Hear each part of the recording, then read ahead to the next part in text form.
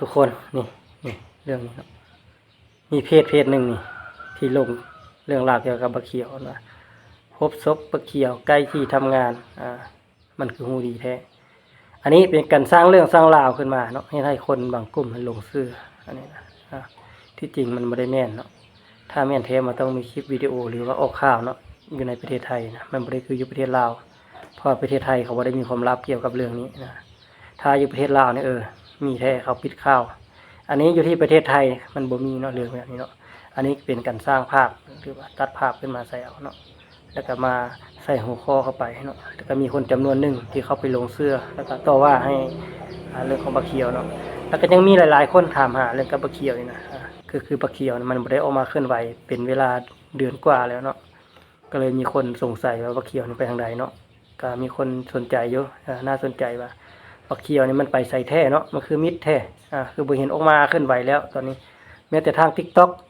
Facebook หรือว่า YouTube มันก็บ่ได้ออกมาเคลื่อนไหวเพราะว่ามันปิดไปตั้งแต่มื้อนั้นเลยเนาะทุกคนก็เลยว่าคิดว่าบักเขียวนี่ได้เสียชีวิตไปแล้วหรือว่าถูกอุ้มหายไปแล้วเนาะก็เลยสงสัยแล้วก็บ่มีไผฮู้เนาะบักเขียวนี่เนาะแม้แต่ค่อยก็ยังบ่ฮู้ว่าบักเขียวไปใส่เนาะค่อยก็ติดตามคือกันเนาะเพราะว่ามันบ่ได้เอามาเคลื่อนไหวอยู่ทุกคนก็ยังติดตามอยู่ก็เท่าป่านนี้เนาะเพราะว่าบ่ฮู้ว่ามันเป็นจังไดบางคนก็ว่าบักเขียวนี่เฟซมันถูกแฮ็กไปแล้วถูกปิดบัญชีไปแล้วที่จริงแล้วมันบ่ได้แม่นเนาะการถูกปิดบัญชีหรือถูกแฮ็กไปนี่มันบ่เกี่ยวกันกับเรื่องการออกโลกโซเชียลเนาะหรือว่าออกมาเคลื่อนไหวถ้าปิดบัญชีไปแล้วมันก็ต้องออกมาเคลื่อนไหวทางด้านหนึ่งบ่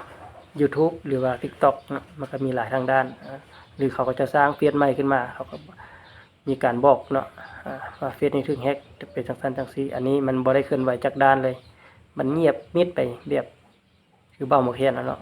เงียบมิดไปแบบเนาะแต่ว่าอันนี้มันบ่ได้มีคนเห็นศพหรือว่าการเสียชีวิตของมันเนาะก็มีแต่ทุกคนสงสัยซื่อเพราะมันบ่ได้ออกมาเคลื่อนไหวแม่นบ่ค่อยก็ยังสงสัยอยู่ว่ามันเป็นจังไดคือเงียบแม่นบ่ฉะนั้นทุกคนก็บ่ได้อยู่นำมันเนาะบ่มีไผฮู้แม่นบ่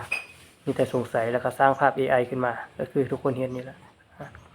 เป็นการหลอกลวงตัวอายุที่คนบางกลุ่มเนาะให้คนกลุ่มนั้นลงเชื่อมันลงเชื่อการที่เฮ็ดอันนี้คนกลุ่มนี้ก็บ่ได้ฮู้หยังดอกเขาว่าเหม็นก็เหม็นเขาว่าหอมก็หอมเนาะคนกลุ่มนี้นะลงเชื่อไปเรื่อยๆโดยบ่ได้ไตร่ตรองว่าภาพนี้มันจริงหรือแท้นั่นบ่ฉะนั้นเราต้องมีสติในการรับชมหรือว่าการเบิ่งเนาะอย่าไปลงมั่วหลายมันบ่ถูกต้องคือนั่นแหละเฮ็ดให้คนอื่นหลงเชื่องมงายไปแบบนี้เนาะมันบ่ดีการที่เฮาเอารูปคนๆนึงมาแล้วก็ใส่ร้ายป้ายสีเขานะที่เฮ็ดให้คนกลุ่มใดกลุ่มหนึ่งเนาะที่เขาเบิ่งเฮานะเป็นคนมักสร้างเรื่องสร้างราวเขาเนาะโดยที่บ่มีมูลความจริงซั่นซะการที่จะเฮ็ดหยังให้มันมีความจริงแล้วให้มันมีความหมายได้เนาะแม่นบ่ก็คือของบักเขียวนี่มันบ่ได้ออกมาเคลื่อนไหวโดนแล้ว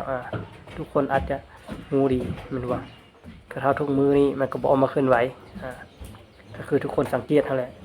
รอท้าติดตามมันแต่มันก็บ่ออกมาเคลื่อนไหวเห็นบ่ก็คือถ้าเบิ่งต่อไปเนาะมันสิออกมาหรือบ่ออกมานี่ก็ขึ้นกับมันนั่นแหละเพราะว่าบ่มีไผฮู้ว่าแล้วก็บ่มีไผได้อยู่นำมันเนาะก็รอติดตามเบิ่ง